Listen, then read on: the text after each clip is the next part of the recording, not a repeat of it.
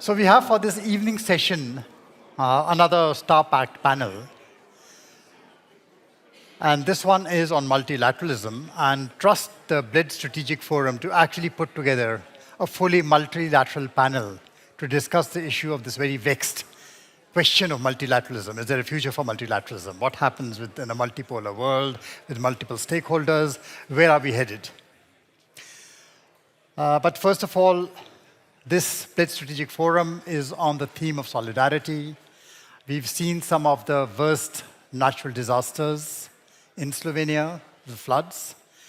They repeated themselves across in another mountainous region in India, in the Himalayas, extremely bad floods. We had the wildfires in Canada.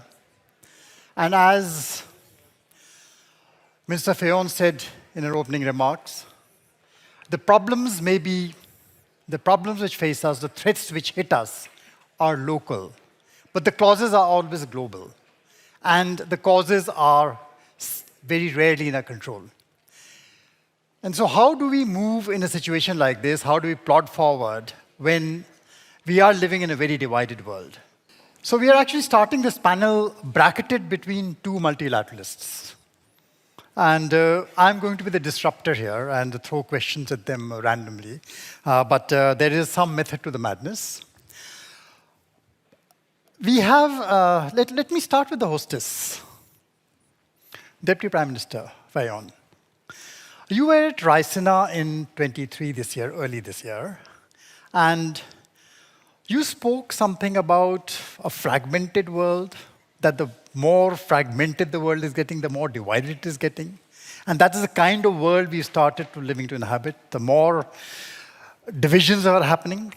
So in this kind of situation, when we are living in a completely fragmented order with a multipolar world in disarray, and we haven't seen this kind of disarray in a long, long time, we are talking of supply chains getting reconfigured, we are talking of resilience in supply chains, and connectivity actually has become a problem. Connectivity is no longer a strength. What is the future of multilateralism? It's a very complex question, but thank you. It was something that we've been discussing in length in India, in a Raisina dialogue, and it's great to see some of very familiar faces that we've been discussing the same topic. I have to say that I had a great experience and maybe a privilege in the last year that I visited many parts of the world and discussed with many partners during the campaign for the Security Council. Why I'm saying that, I realized many things. First of all, as you said, the world is deeply divided and polarized. Maybe after the war in Ukraine, even more. What I heard from many partners, or in India, that quite often there is a criticism. You see EU and US is against the rest, or the narrative that is very dangerous, that we are, not sincere in reflecting the crisis same way around the globe, and how to embrace the whole discussion was also global south, and what to do really to understand each other, to hear each other. And this was, in fact, my mission.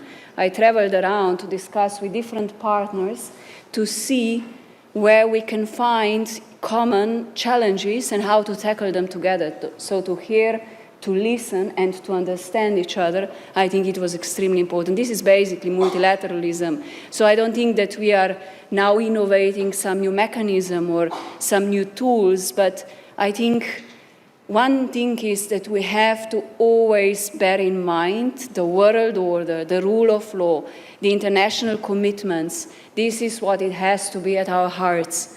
This is what the world order is based upon.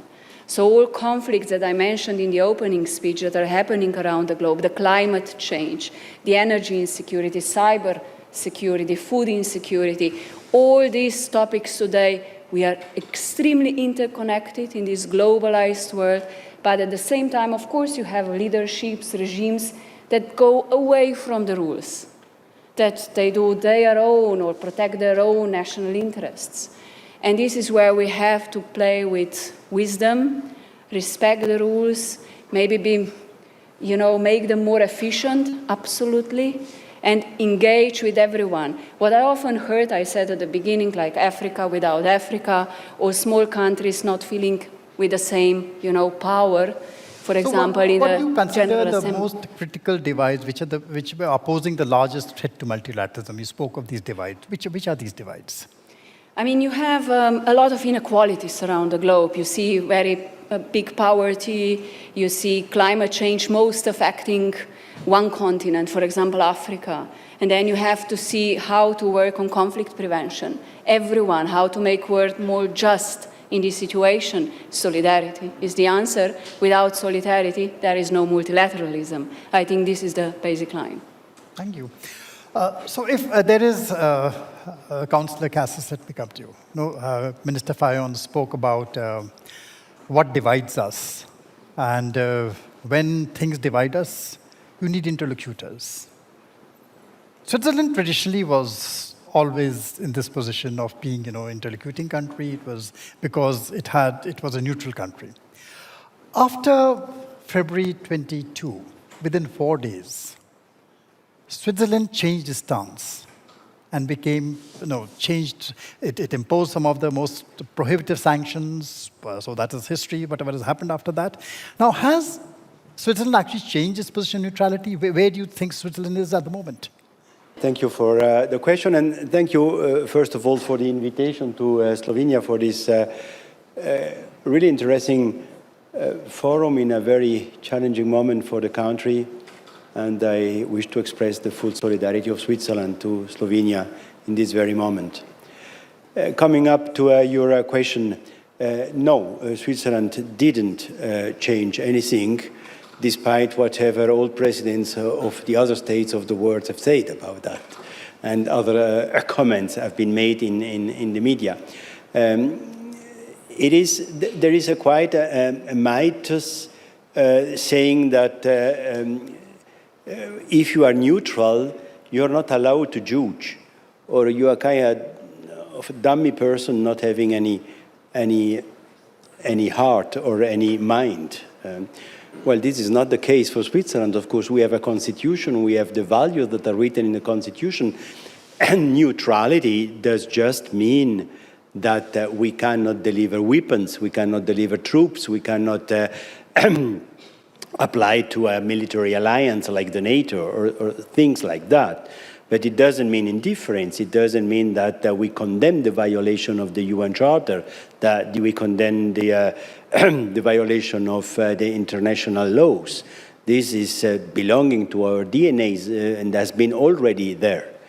And neutrality is actually, until now, by now, in the interest of the other countries more than of Switzerland, because what we could do during the last decades were to help other countries not speaking together to find ways to resolve some conflicts. We are still doing this for many countries in the world, and this is an added value that for other countries is done, but not impeding us to very clearly condemn the violations of the laws, of the international laws. Thank you. Lord Ahmed, let me turn to you. We talk of rules-based international order, but many times when we start talking about the divides which you've been discussing, and let me posit the 3 divides which exist today. There is a divide. There's an iron curtain across Europe. It's resurrected after 30 years. There is a divide which is a trade and technology war happening in East Asia. Trade technology war between the US and China, which is the bamboo curtain which has come up. They're still trading, but across the bamboo curtain. There is a new divide which has now got resurrected, which the world had completely forgotten with globalization. That was a divide between North and the South. We find that divide resurfacing. Now, within these divides, people, when they use these terms, actually are not even talking the same language. So when we start looking at this, my question is there a possibility, how do we get countries to come together onto the same page? Well, first of all, again, I extend my thanks to to Slovenia for inviting us, and we're looking forward to their partnership on the Security Council along with Korea as well. But I say that right at the start. Multilateralism does matter. Why? Because when you look around the world, all the different institutions of the UN and indeed other multilateral organizations, I'm sure I speak for every minister around the world, everyone's vying for getting a position on a particular organization. Why? Because I think we all collectively, irrespective of the differences you highlight, recognize that multilateralism has a role to play. And there's a big answer to that, because it has delivered. If we go back to 1945 and the institutions of the United Nations that were created, it's not perfect, I fully accept that. Does it need reform? Absolutely. Does it need to reflect of the world of 2023 and not the world of 1945? I would argue that's also reflective of other institutions. But nevertheless, what we've prevented is, thankfully, and long may that continue, a real global war where we have solutions. World trade has been growing. Are we still in a position to do that? No, why? Because we recognize, I think, collectively, many countries, that when you come together, irrespective of differences, that actually there is unity, actually provides solution. I'll give you a practical example. We were all really caught up with the COVID-19 pandemic. It stopped us, a new way of thinking. You mentioned technology. I mean, I never used Zoom or Microsoft Teams, but now they're part and parcel of our vocabulary. My children are still far more savvy than I am. But that said, I think what we recognized was that we found solutions, that there was academia from Oxford University, there was manufacturing capacity we found in India, but actually ultimately we were at our best when it came to the common causes of humanity, take climate change or indeed the COVID-19 pandemic, when we work together. I was asked a question, and just to share with you, that ultimately as a minister during that time, what was one learning I had greater than other? And it was the common cause. Neighbor talk to neighbor, towns talk to towns, countries talk to countries. And ultimately we found a common cause when it came to humanity. We shouldn't dissociate ourselves from that vital lesson that was learned. In terms of North and South, I think the dynamics change. We have great partnerships across, and I think there should be less focus on, are we from the North or from the South, from the East or the West? The world is a global community, and these institutions provide the vehicles, indeed the bridges, to help us deliver solutions. Okay, my quick follow-up question to you. There is what we've been seeing over the past few years, especially the date comes back to our mind, 15th August 2021. There was the North and the South were practically united on the question of the fight against terrorism. The global world was one. Everyone kind of collaborated on this. Countries came together. Then suddenly things changed. Now, is it that the Transatlantic partnership has become shaky in its interests, is vacating certain geographies and giving space because it is focusing attention on different problems, a different divide, which is much further east and which has now come to be planted, another divide which has come to be planted right in the heart of Europe?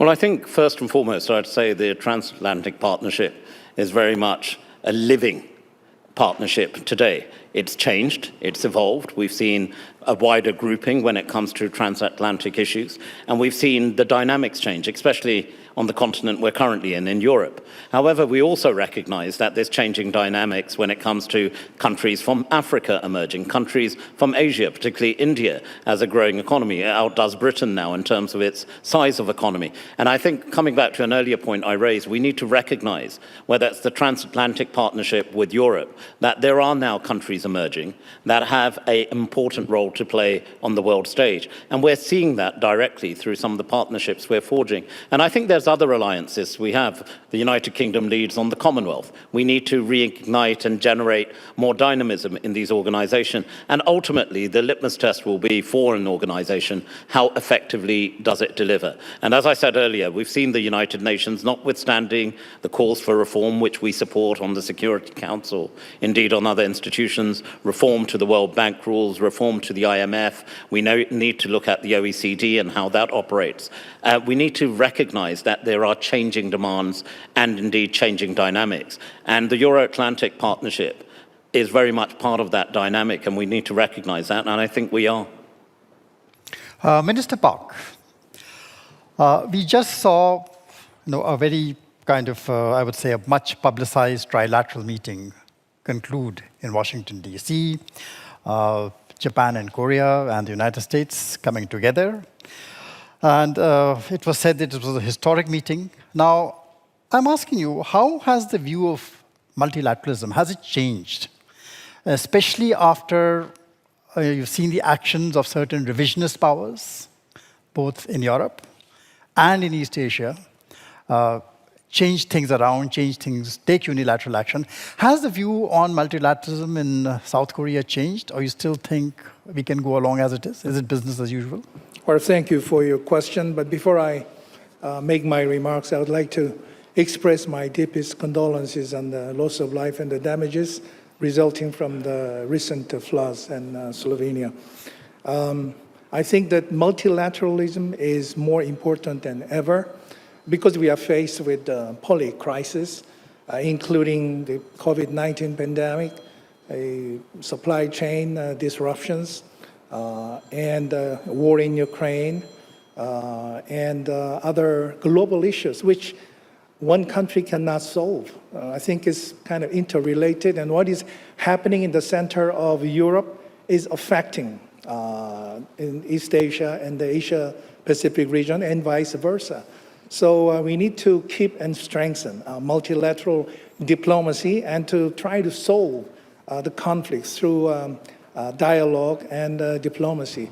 So Korea, under the Yoon Suk-yeol government, has made a commitment through our global pivotal state initiative that Korea would try to contribute to freedom, peace, and prosperity of the world based on the core values that we believe in, which is democracy, free markets, rule of law, and human rights. So based on these common values, Korea, United States, and Japan got together in Camp David recently to discuss how we can cooperate together to commonly respond to the global challenges and to contribute to a better world for the future.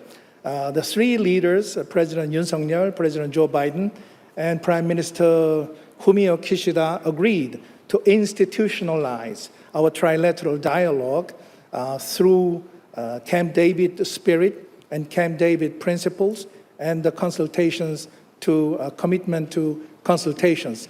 The whole idea is that if something happens, if a crisis happens in the Indo-Pacific region and beyond, we will consult with each other and try to see what would be the best way to solve the problem through dialogue and diplomacy.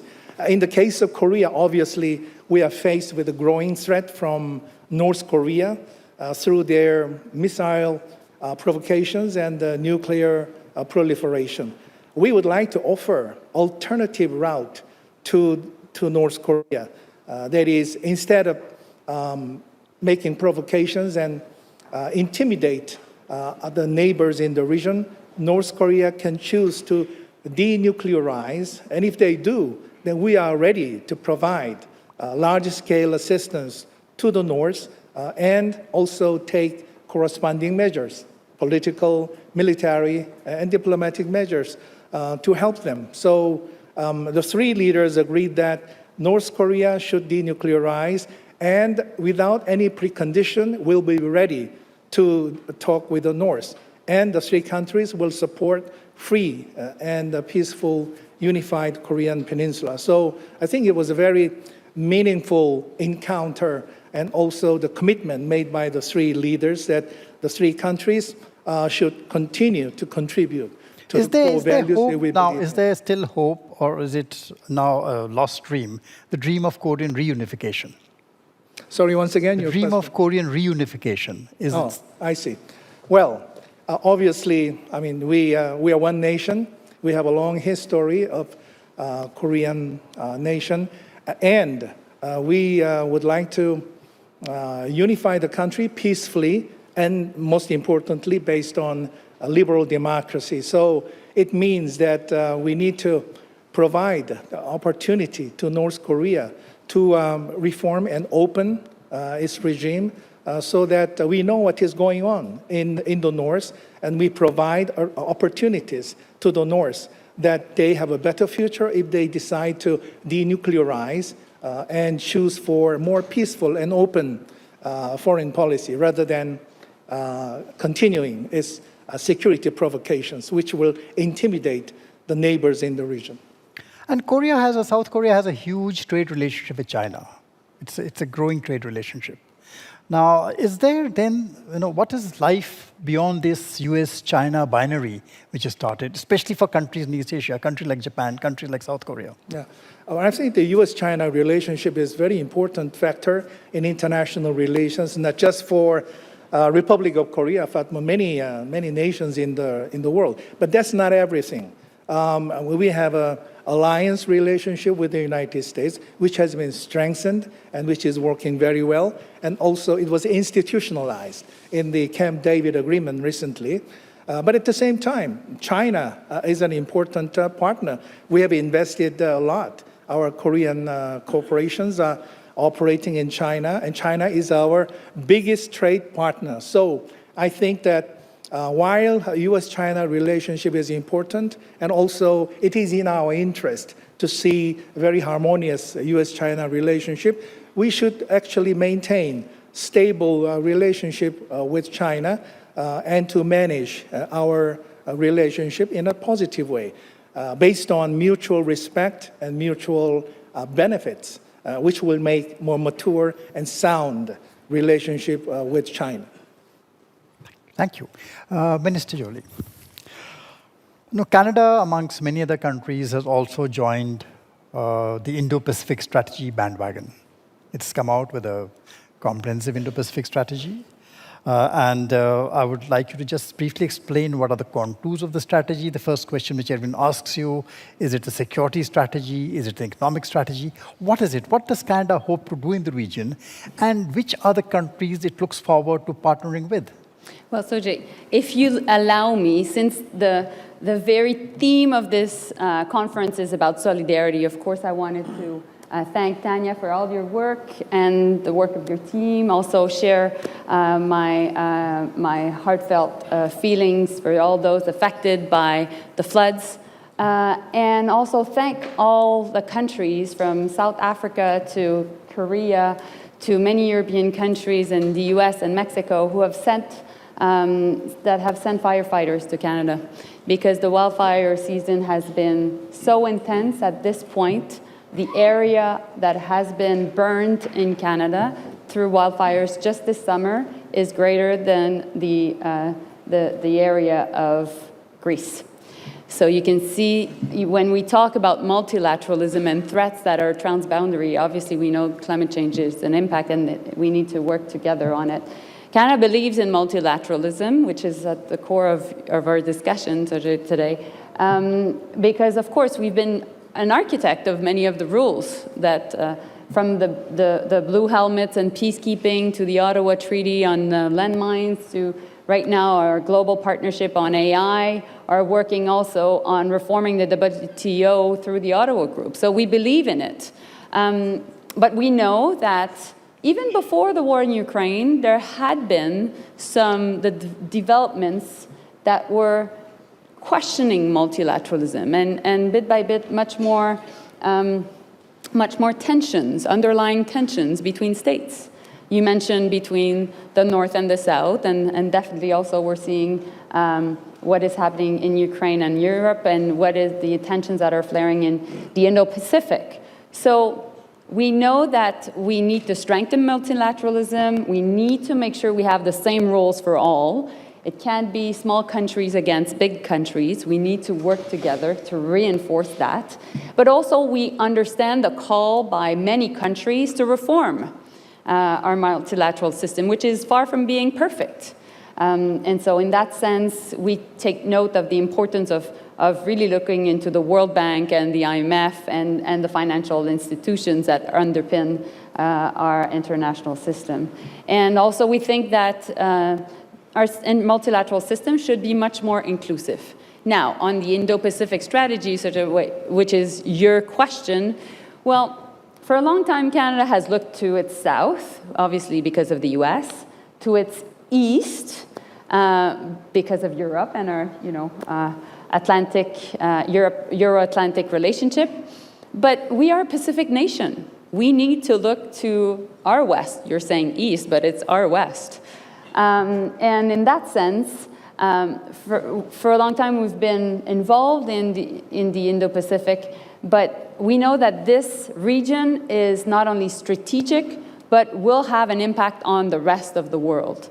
And so that's why we want to be a reliable partner. We came up with a fully funded Indo-Pacific strategy with $2.1 billion. It is linked to making sure that we, the 5 priorities are security, trade, people-to-people, immigration, everything linked to climate mitigation, and finally diplomacy. And the core players with whom we want to get involved more are definitely ASEAN. We recognize ASEAN centrality. We want to become strategic level partner of the organization. Our North Pacific friends, Korea, Japan, we should be close to these countries as much as we are to Germany, France, and the UK, for example. Also India. We want to have a constructive relationship with India. And when it comes to China, we have our China policy, which is clear. We have said we will challenge China when we ought to. We'll cooperate with China when we must. And we just went through a very fantastic success together, which was COP15 in Montreal. And the Minister of the Environment of Canada, Stephen Guilbeault, is in China as we speak. And so we believe in having strong having a strong engagement with China, although we don't always see eye to eye, but I think we can move in the right direction. So you feel that Canada, through this strategy, does it stand to gain from building more resilient supply chains, more diverse supply chains? Is that one of the gains? Well, Canada is a trading nation. We're 40 million people at this point. We're the country that grew the most in terms of population in the world last year. But we need to make sure that we trade more. We have lots of natural resources, lots of energy, 20% of all the water in the world. And therefore, we have this capacity to trade. We're the only G7 country that has a trade agreement with all other G7 countries, Europe being, for example, CETA. And within the Indo-Pacific, we're part of CPTPP, which is the biggest economic infrastructure of the region. We're part of APEC as well, part of ASEAN. So we want to make sure that we have more trade. We know that there's $100 billion worth of trade between China and Canada. So we want to make sure that we can manage a relationship that is beneficial also for both countries. Minister Hornbo, the name of China has been taken several times across this panel. We are seeing increasing multipolarity in the world. And to a great extent, yes, China has been a moving factor in creating this kind of multipolarity. You have the SCO, you have the BRICS, and now you have an expanded BRICS with 6 other members. Now this increasing multipolarity, is it aiding multilateralism, or is it trying to create separate gated communities, which then throw a challenge to the larger multilateral order in the hope of reforming it, maybe? Well, thank you very much. First of all, I would like to, on behalf of the Chinese government, express our condolences to the victims of the floods in your country, Deputy Prime Minister and Foreign Minister. The climate change is crazy, taking a lot of tolls. And this year, Beijing was flooded in parts, and some of the provinces were also flooded very seriously. Now, I'll come back to your question. Let me pick up one point you raised before, the divide between the North and South. And a lot of explanations were given. I learned a lot. Let me share with you my observations. There are 2 things that should have our attentions. Number 1, double standards. I think the German Chancellor, after visiting some countries, he said in May to the effect, those people do not feel against our principles. They have agreements against double standard. Point number 1. Point number 2, unmet commitment. We all understand in the 1970s, United Nations made a decision that rich countries will donate 0.7% of GNI as ODA to the developing countries. If you look back the 40 years or 50 years, 5 or 6 countries out of 30 met the target. Another recent example is that the climate change. $100 billion every year, nowhere to find. So that's why the Secretary General was saying the distrust between the global North and the global South is mounting. So this is my point. About the development of multilateral polar world and multilateralism, what kind of a relationship between the two? Well, as far as I'm concerned, the multilateral world is developing hand in hand with the multilateralism. However, multilateral world sometimes could be positive, sometimes less positive. Let me give you a positive example. Recently, the BRICS had a summit in South Africa. I will not repeat what has been reported in the newspaper. I just pointed two things. One, the main purpose of the BRICS is to consolidate inclusive multilateralism. So the minister, Madam Minister also mentioned the inclusive. This is very important. If a group of countries, they do not present inclusiveness, it's an extremely exclusive group, then it will not help the multilateralism. And secondly, if you read the 6 countries, look at the 6 countries, new members of BRICS, 4 from the Middle East. We all know the complexity in the politics in that region.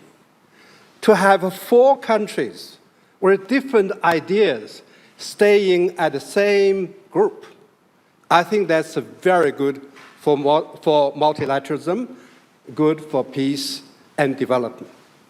Thank you. Let me now take you up on the question of inclusivity and inclusive growth. As long as globalization worked, free trade worked, and it worked for 20 years, it worked as long as it was seen as something inclusive. Everyone fit into the tent, everyone went along, everyone wanted to be a part of it. Until it was discovered that it was not inclusive enough within nations, we started questioning the very logic of that kind of globalization. Then you had the whole issue of supply chains, and supply chains which broke down during COVID. Now, today we are talking of resilient supply chains. We're talking of supply chains which need to be more flexible, more resilient. And there's a lot of talk of onshoring, offshoring. What does this matter for China? What is China's strategy to counter this? Well, frankly speaking, it's making life difficult for the Chinese. So far, because of the globalization, has brought a lot of benefits to each and every country. Now, all of a sudden, there are ideas emerging: decoupling, de-risking, small courtyard with high walls, and friendly shoring. You know, the end result is, if you look around the world, there are several silos. People trying to produce the same thing with a different quality at different prices. That is such a waste of time, such a waste of human resources. And another thing is dangerous, is the geographical, geopolitical interests, a consideration, are prevailing over normal business consideration. I think we can spend a lot of time on this, but that is leading us to the wrong direction. Would you like to come in? Yes. Yes, Mr. Park. Can I Quick intervention. Can I add a few words about multilateralism and regional strategy. As you may know, Korea announced our Indo-Pacific strategy in December last year, and the whole idea is to maintain and develop free and open Indo-Pacific based on three principles: inclusiveness, trust, and reciprocity. The idea is not to exclude any one country or to alienate, but to offer opportunities for maintaining the rules-based international order. There's the same vision.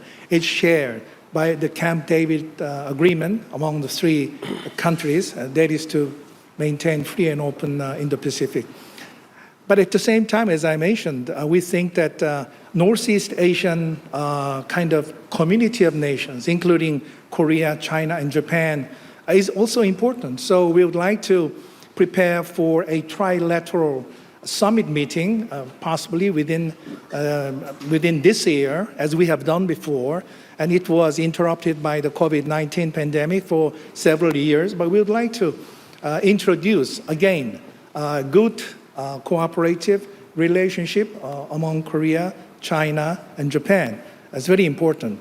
I know that some people talk about decoupling from China, but I think that it's neither possible nor desirable. And I think that de-risking is perhaps more practical. That is to diversify and reduce our over-reliance on one country so that we can have a more good management of our supply chain mechanism. So in that sense, India, I think, is looming large. And we are celebrating our 50th anniversary of our diplomatic relationship between Korea and India. Many Korean companies are investing in India now. And we look forward to participating in the G20 meeting in Delhi soon, next month. Finally, UN Security Council. Korea is joining the UN Security Council as a non-permanent member together with Slovenia. And also we work with Switzerland. And I think that the problem with UN Security Council is that because of the internal differences of views, it's becoming more paralyzed. And I think that this is a role of E10 countries, non-permanent member countries, to make a more active and substantial input into the discussion of the UN Security Council so that it can perform adequately and promptly. So absolutely, as I said at the beginning, multilateralism is more important than ever, I think, in the history of our international relations. Oh, I'll come back. So Shashi, let me come back to you. You spoke about the G10, Mr. Park said. Mr. Park said G10, another group of countries which is more coherent, more cohesive. Now, when you're talking of coherence and cohesiveness, we're actually talking of gated communities. Now, can these gated communities solve the problems of the world? Or we need something like the G20 or a bigger organization, perhaps, which is a divided house, which will be a divided house. But it is better to debate in a divided house than reach consensus in an echo chamber. Yeah, I think we're slightly guilty of a confusion of terms here. Multilateralism has always implied a certain universalism. Multilateral solutions involve, for example, the United Nations, the worldwide organizations. What we're seeing increasingly with these smaller groupings is what really is plurilateralism. It's a number of countries. India has become a bit of an ace at that. Our foreign minister meets with his Chinese and Russian counterparts in RIC. Then he adds the Brazilians and the South Africans, and he goes and attends BRICS. Then we take out the Russians and the Chinese, and we have IPSA for South-South cooperation. And then we add the Chinese, but not the Russians, and you have BASIC for environmental negotiations. And I don't think India is there only because its name starts with that most essential element in any acronym, a vowel, but because it actually has something to contribute in these different formulae. But those are all plurilateral. What about the larger era of multilateralism? Now, I was at the UN in the heyday of multilateralism. I'd say probably we can date it from 1990 to 2010 or so, when you actually saw the emergence at the end of the Cold War, of the end of that Cold War binary, the rise of briefly what was called the unipolar moment, transitioning, it seemed to many of us, into some sort of multipolarity. But we've gone a long way since there's been a triple crisis confronting all of this. You've seen a crisis very much of legitimacy, of representation of the universal bodies. It's already been alluded to, but the Security Council, where a handful of Western countries has 50% of the voting strength, whereas, let's say, 54 African countries have 2 seats out of 15. Or you can look at the IMF, where literally 5 countries have 38.8% of the voting strength, and you have more than half the world's population getting about 3%. So you've got a real problem in terms of the crisis of representation in the world.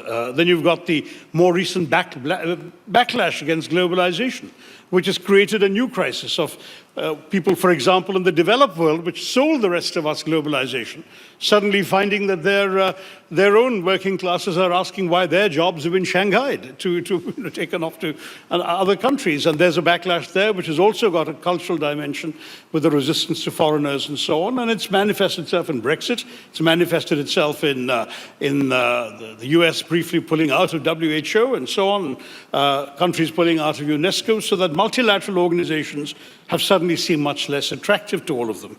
And in this kind of world order confusion, there is a crisis of the collective. And the rise of plurilateralism is actually a reflection of crisis, not so much of the joyous verities of multilateralism. Because if you're going to be sitting around in smaller groups at a time when the world, as the Korean foreign minister just said, needs multilateralism more than ever, how are you going to get there? The honest truth right now, Sanjoy, is that... Shashi, an agnostic plurilateralism, the kind you say certain countries like adopt, will be part of grouping A, will be part of grouping B.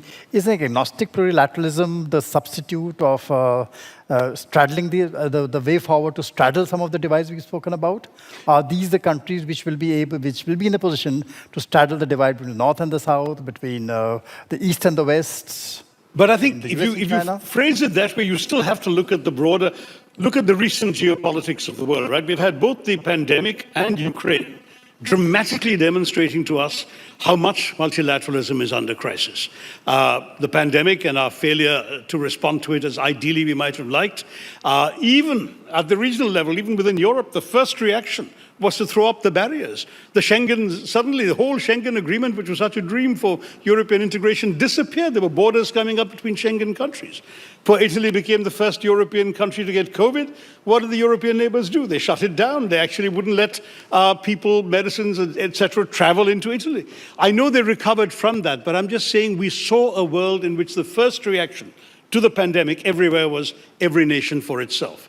Today, I'm sorry to say, Lord Ahmed, Britain is about to throw away vast quantities of vaccines because you essentially ended up acquiring 3 times more than your population needed to vaccinate your people against COVID, whereas African countries waited and waited for vaccines and never came. So where is global solidarity and multilateralism under the pandemic? The Ukraine war, another crisis, where you've seen a permanent member of the Security Council violating the sovereignty of a member state of the UN, and nobody could do very much about it. And indeed, we're going on now for quite some time with that crisis. So when you look at these particular institutions, these smaller ones, they actually evade the central question of our time, which is how do we rescue multilateralism at a global level, give it credibility, make it work without these triple crises that I've talked about, and without the kind of issues that we've seen both through the pandemic and through Ukraine, which have undermined us so profoundly. So we have 3 interventions. I'll bring them in the order I've got them. Minister Melanie, you go first. Well, just to go back on the question of multilateralism and what it means, I think we know that multilateralism is being questioned, but fundamentally behind it, it's institutions that are under strain. And so we think that we should invest even more in the UN institutions rather than taking them for granted. We are planning to make sure that there are more Canadians part of the UN, part of the different organizations from Nairobi to Rome, etc. And at the same time, we understand the need for reforms. Indeed, you mentioned Africa. It is important that Africa has a really strong voice within the UN, within the G20, within many multilateral organizations. But fundamentally, we need to make sure that there's no paralysis, because when paralysis happens bit by bit, it's the very credibility of the institutions that are affected. So that's my first point. Second point, we know that there's a battle of influence between different countries and different battlefields, particularly in Asia and Latin America and Africa. We know that. What we think is at stake is the stability of the world. So it is important that, although we don't see eye to eye with countries, that we can keep channels of communications open. And so in that sense, we need to invest even more in diplomacy. It's like prevention and going to, whether you go to the emergency room or you actually invest much more in prevention. So it is good that you have the breadth of countries in front of you that don't necessarily always agree, but at the same time that we can agree on certain aspects of communications, particularly the questions of climate change, global health, development of AI, things that are linked to the benefit of humanity, because if we don't, and if we fall into much more that battle of influence at the very core of what we do, well, you know, we're not doing the right work for the next generations. Lord Ahmad, you are raring to counter Dr. Shashi Tharoor. Well, first of all, can I just say I totally agree with Foreign Minister Park on the need for multilateralism to be real, dynamic and responsive.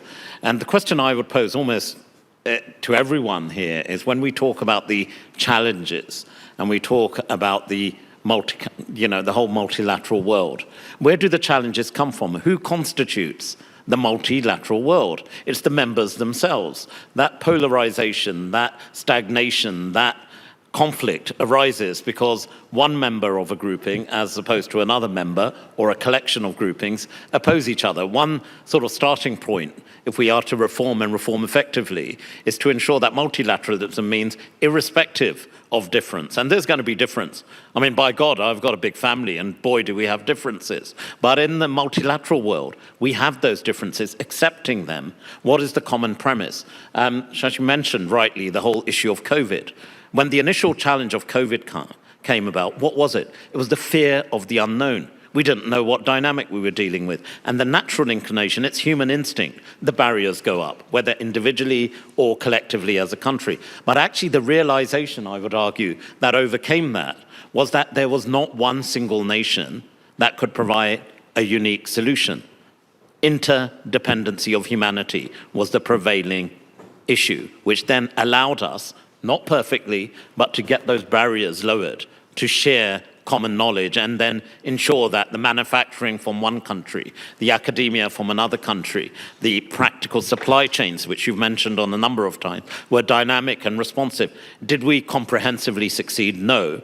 But did we address the major issue of the pandemic itself? I would argue yes. But also there were lessons learned on how we could respond more effectively and dynamically. And this whole issue of climate change, as we stand in solidarity with the people of Slovenia, and by God, I've again experienced just from one location to the other. I was saying to the foreign minister just now, getting soaked in the process. And us Brits are common, we understand rain. But nevertheless, climate change will not be resolved until each and every one of us recognize that there's a commonality that's required and a universality. And when we talk of reform, and I back what Shashi said, we have an organization called the United Nations, which for all its faults still provides a key area of discussion and forum. We have differences with the Russian Federation, but I sit in Security Council meetings with Russian representatives. Is it perfect in terms of exchange? Far from it. But the fact is the conversation continues. And each country, wherever we are in these regional groupings, I agree with Shashi to a certain extent that they've been strengthened because countries feel that their interests are not being served. I say to all those countries, and we're part of different grouping, we've joined the CPTPP and others as well, is to recognize, though, that it's the part of the whole, and we all have a component part to play in the reform of the international institutions. The IMF, the rules-based order that we all talk about, can only be reformed when we all recognize that we have a significant, pertinent, and pivotal and collective role to play. Now, this is getting very interesting, and I'm running short of time. So I'll just pose one question, and it has to be a very short answer from all of you. Then I'll just open it out for the audience. Whoever wants to respond. The question is, and this is what I posed to right in the beginning of the session to Mr. Fayon, which came out of the fact that, yes, and Lord Ahmed said, and we've all said that, okay, COVID, did it teach us interdependence, or did COVID actually fragment us more? In some ways, the world got far more fragmented after COVID, after the incidents which happened after COVID. And given that, now how do we get back? How do we get back if multilateralism will succeed? And short answer, I want back to a world which is not so fragmented. Is it going to plurilateralism which is going to move us forward? What is going to move us forward? Short. I can start right from this corner. Okay. Yeah. Brief point. Number one, we have to support United Nations. That's the largest intergovernment platform for multilateralism. Secondly, the major powers in the United Nations, in particular, the permanent members of Security Council, have to behave under the UN Charter. That is very important. Otherwise, we cannot convince other member states. Number three, all members of the United Nations should be treated equal. So talking about reform, the voices and representation of small and medium-sized countries should be increased. That's a priority. Number four, we should concentrate more on development issues. Now, talking about the politics, yes, they are important, but development issues are also very important. Without development, there's no security. Without security, there will not be development. They are intertwined. So the United Nations, multilateralism should make more efforts for sustainable development. Thank you. Well, I think that COVID taught us that we needed to have a form of resiliency in our supply chains, that we needed to be not overly dependent on other countries in key areas. For example, in vaccines, Canada needed to manufacture vaccines again. And so that's just a key example. And that led also to some key initiatives when it comes to, for example, critical minerals, etc. Now, what we learn also is global health is something that we must work together. I'm not surprising you by saying that. And so having stronger collaboration, even with countries that we don't see eye to eye, is really important. And finally, I think that right now countries are facing just compounded crisis, polycrisis. We've talked about it. Tanya referred it also, and our Prime Minister referred it in his speech.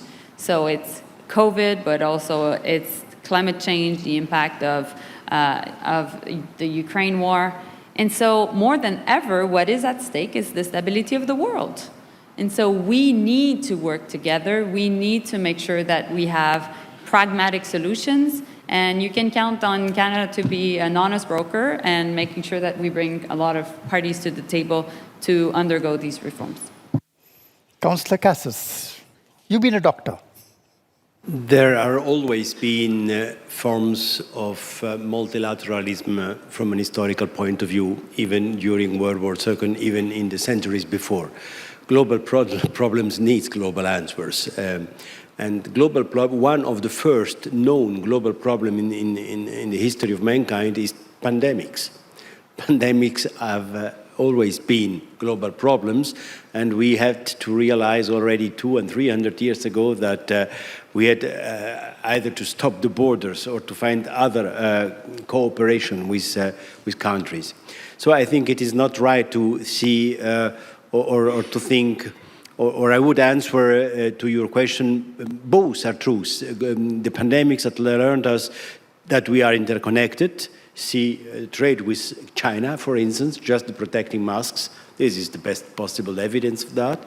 And secondly, it is a transmittable disease. We have to stay at home and to stop human transmission. And that it's not a political choice. It is a viral choice to do. But I guess, again, cooperation in the world. So it's not a question about multilateralism. We wouldn't have one. We had to invent one. We have one. We have invented it after World War II, and this one is old. It has to develop, and this is the very problem. We are not supported just to. We are not called to support just to support the UN. Of course, we have to support UN and to invest even more, but we have to help this international community to evolve in order to represent the world of today, which is not the world of 1945. And this is a reality. We have to realize this is true. We cannot concentrate the power on some states that were the winners of the World War II, and now we are in another world. But it's easy to say. But those who have the power are not very glad to give the power up to others. I mean, we are human beings. We have been human beings for centuries. And so this is the real problem, is how to put this discussion on a road that can be discussed. That is not generating some totally violent reaction because you put my power into question. But how to do it? Nobody has the magic bullet until by now. Minister Fayon. Yes, thank you. I'll start by saying that values-based approach can help us a big deal. Values have to be in a way restored based on the UN Charter we've all been talking about. Restored and also put really in the front, because that brings us together when we are addressing together global challenges. Just look back to the extreme weather conditions.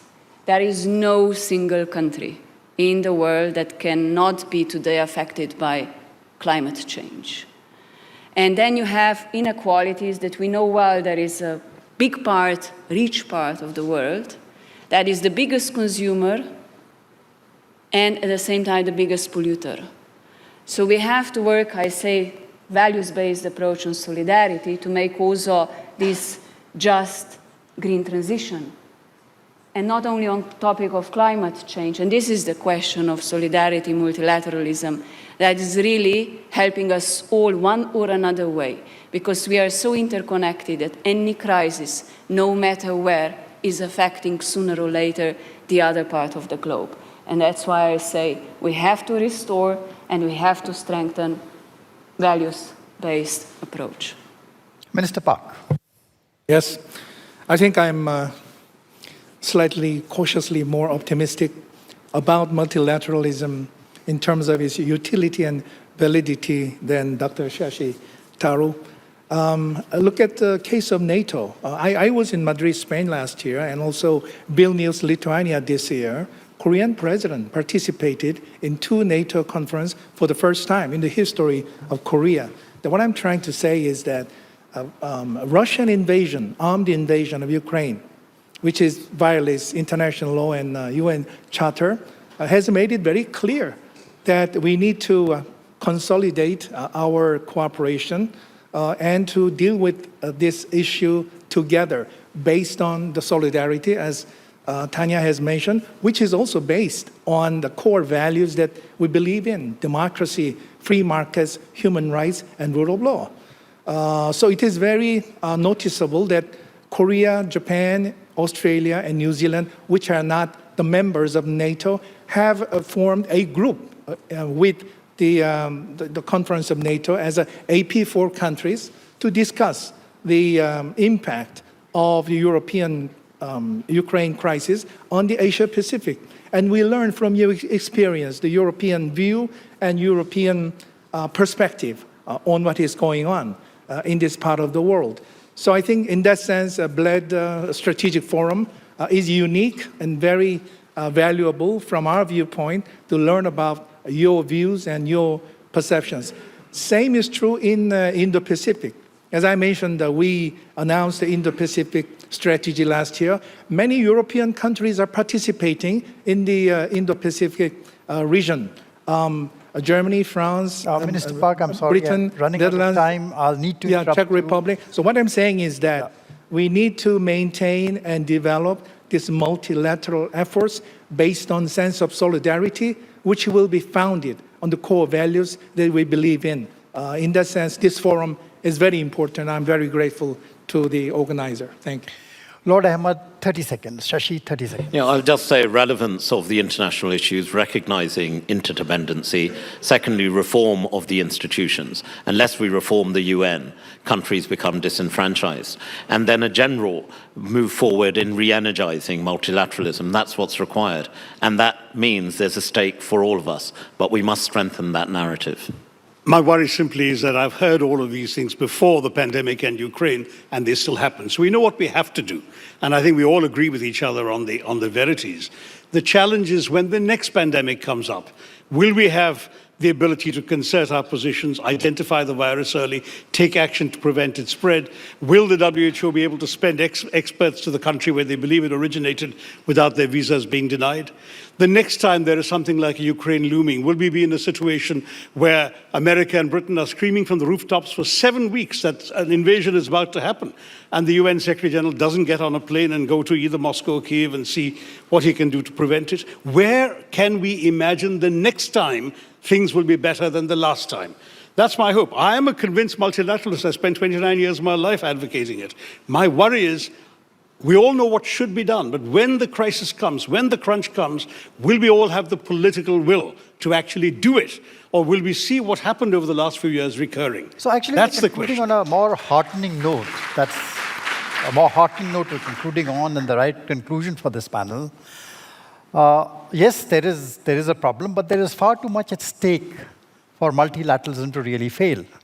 And when push comes to shove, the world better find some way to get back to multilateral arrangements, either through plurilateralism or whichever way they form. Basically, by misdirections, find some direction out towards multilateralism.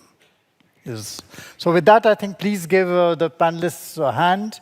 We had a great debate. Thank you, ladies and gentlemen. It was a pleasure hosting you.